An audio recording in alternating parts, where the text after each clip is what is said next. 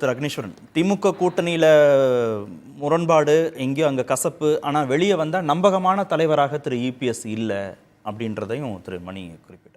அது ஒவ்வொரு உங்களுடைய பார்வைகள் இருக்கும். ஆனால் திமுக பல கூட்டணிகள் வச்சுருந்தாலும் 10% வாக்குகளை இப்போ குறைச்சி எடுத்திருக்கிறாங்க. அதுவும் ஒரு கேள்விக்கு உள்ளாக்கப்படுகிறது. மக்கள் நீதி மையத்தையும் சேர்த்து திமுக 6.5%, மக்கள் நீதி மையம் 3.7% நாடாளுமன்ற தேர்தலில். அதனால் அந்த 10% குறைஞ்சிருக்குது. இது ஒன்று. ஆனால் மரியாதைக்குரிய பத்திரிகையாளர் மணி சார் சொன்னதுலேருந்து நான் தெரிஞ்சுக்கிற வேண்டிய விஷயம், அப்பா தனித்தனியாக நின்றீங்கன்னா, அதுதான் காட்டெருமை தனித்தனியாக போச்சுன்னா சிங்கம் எல்லாத்தையும் பண்ணிடும். அதனால் அந்த 5 கட்சி நிற்கிறேன் 6 கட்சி நிற்கிறேன் அப்படின்றலாம் நிற்காம எல்லாம் ஒரே ஒரு தான், திமுக கூட்டணி அதிமுக கூட்டணி.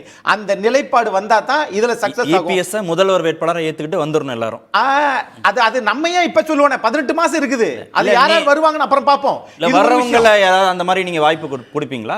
அப்ப என்ன அர்த்தம்னா, நீங்களே பர்பஸ்ஃபுல்லா திரும்பவும் திமுக வருவதற்கு தனித்தனியாக நின்றால் அந்த மாதிரி உங்க ஈகோ பாத்தீங்கன்னா, இங்க நல்லாட்சி கொடுக்காத ஆன்டி இன்கம்பன்ஸ் அதிகமா இருக்கிறத நீங்க அதை பண்ணிடுவீங்க. யாருக்கு? இப்ப இபிஎஸ்க்கு காப்பீட்டு திட்டம் வரவங்களுக்கு. அதே சார், நான் அதெல்லாம் ரெண்டு ஆளுமைகள் மோதிக்கிட்டாங்க, நான் அதுக்கு தயாரா இல்ல. பயிர் காப்பீட்டு திட்டம் என்னாச்சு?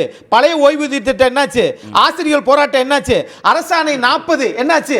அது அரசு இதுல கல்லர் சீரமைப்பு மாதிரி, அதே மாதிரி இவங்க என்ன ஆதி திராவிடர்கள் பேரு எடுக்கணுமா? நான் கேட்கிறேன், இதை எடுப்பதனால் உங்கள் ஆட்சி நல்லாட்சின்னு அர்த்தமா? சரி, ஆன்டி இன்குமன்சி இல்லைன்னு தேர்தலை சந்திச்சிட முடியுமா 26லன்னு திரு மணியும் குறிப்பிட்டார். இல்லை, அதாவது இருக்கும், இல்லாமல் எந்த அமைப்புக்கும் எந்த ஆட்சிக்கும் எல்லாத்துக்குமே இருக்கும், இல்லாமல் இருக்க போகிறது. அது மாதிரி நேரு கூட்டணி கட்சிகளையும் சேர்த்தே சொல்லியிருக்காரு. சில ஊடகங்கள் அப்படி பதிவாயிருக்கு, சில ஊடகங்கள் அப்படி பதிவாக அவர் தெளிவுபடுத்துவார்னு நாங்கள் நம்புகிறோம். ஏன்னா நாங்கள் தெளிவாக இருக்கிறோம், கூட்டணி கட்சிகள் தெளிவாக இருக்கீங்க.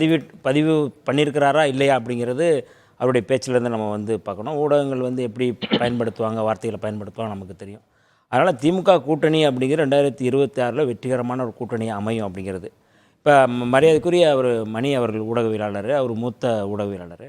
அவர் சீனியர் ஜூனியரை அது அவர் உள்ளே அது ட்விஸ்ட் பண்ணுறாருன்னு நான் பார்க்குறேன். நான் கட்சிக்குள்ளேயே அப்படி இருக்குது அப்படின்னு. ஏன்னா என்னையே பொலிட்டிஷியன் சொல்கிறாரு.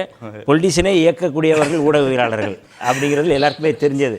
நான் குறைச்சி என்ன லாபம் இருக்குது அப்படி இல்லை அது லாபம் நஷ்டம் இல்லை, கருத்தை சொல்கிறது தான். நான் லாபகரமான ஒரு செய்திக்காக நான் சொல்லலை.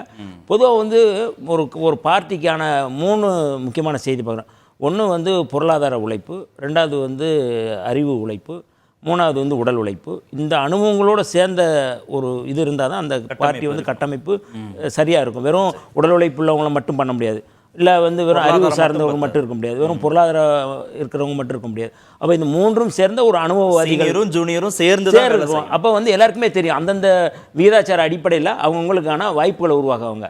இப்போ நான் ரொம்ப முக்கியம் என்னென்னா, திமுக மீது தொடர்ச்சியாக வெறுப்பை கட்டமைக்கிறது அப்படிங்கிறது ஒரு உத்தி. 10,000 பேர் கொண்ட சமூகத்தில் இருக்கிறவங்க எப்படிப்பா முதலமைச்சர் ஆவாங்க அப்படிங்கிறத மருத்துவர் ராமதாஸ் கேட்ட கேள்வியை அடுத்து நாதாக்கா சீமானும் அதை கேட்குறாரு. தெலுங்கு எதிர்ப்பு முன்வைக்கிறது, அவரை தெலுங்கரை கட்டமைக்கிறது. இது எல்லாமே இது எல்லாமே ஒரு ஜனநாயகத்துக்கு எதிரானது.